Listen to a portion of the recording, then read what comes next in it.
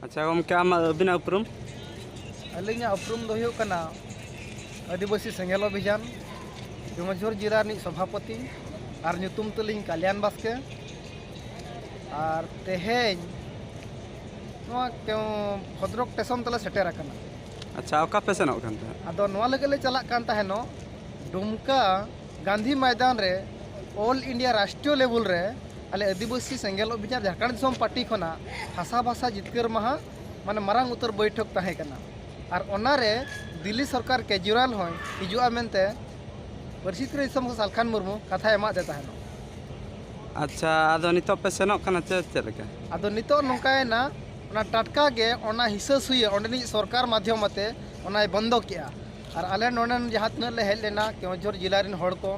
Train रे दे ठीक लेना ओना खन अड़गोयना जे ओना कैंसिल ना मेनते आले बड़ाई किया। अच्छा उनका केवझर खन तिना गान संगे पे सेनोग कान थाहे कम से कम 50 जन ले ओडक लेन ताहेनो। आदो नितो दो चे ओड़ा ते पे रुआड़ा आदो चे नितो ले भाबिया गाड़ी मोटर मा बांग सेन लेना ट्रेन मा आदो आले ले उयहर किया जे नोडे निंदा सरा ले मुश्किलवा आदो गाड़ी को तेगे टाटा मैजिक को फोन फोन कोते ले उकेज को आरलिन तो ले रुआड़ा जाहो अड़ी अड़ी सारहा आपे माने आबा हासा भाषा जितकर और जुमिदो लगन अड़ी पे गड़ो सहत पे एम ले ओना बखराते अड़ी अड़ी सारहा।